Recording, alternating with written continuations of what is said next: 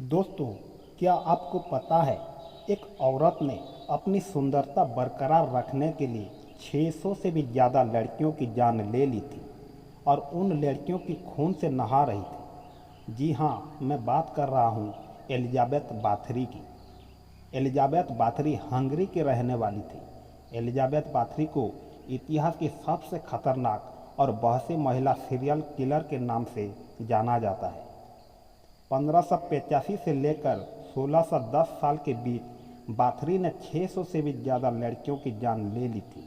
कहा जाता है कि एलिजाबेथ को किसी ने यह सलाह दी थी कि लड़कियों की खून से नहाने से खूबसूरती हमेशा बनी रहेगी। एलिजाबेथ को यह तरीका इतना पसंद आया कि उसने क्रूरता की सारी हद पार कर दी। एलिजाबेथ बाथरी की शादी 15 साल की उम्र में फेरक द्वितीय नाडासडी नाम के व्यक्ति से हुई थी।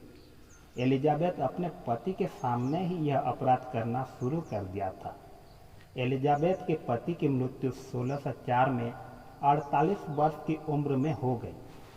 पति के मृत्यु के बाद एलिजाबेथ ने हंगरी में कास्टेल चली गई, जिसे अब स्लोवाकिया नाम से जाना जाता है।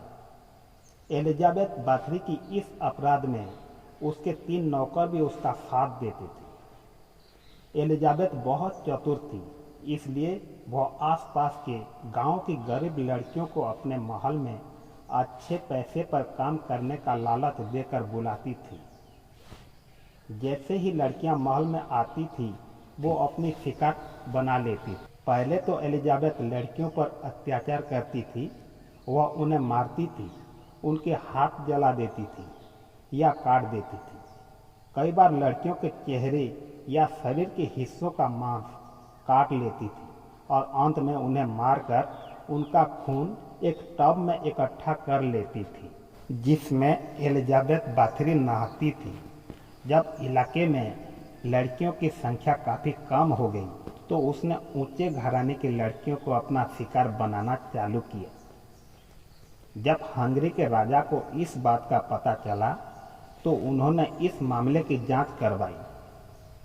जांच टीम ने एलिजाबेथ के महल से कई सारे लड़कियों के कंकाल बरामद किए। 1610 मसीहा में एलिजाबेथ को गिरफ्तार कर लिया गया और उन्हें उनकी ही महल के एक कमरे में कैद कर दिया गया और वहां 4 साल बाद 21 अगस्त 1614 को उनकी मृत्यु हो गई।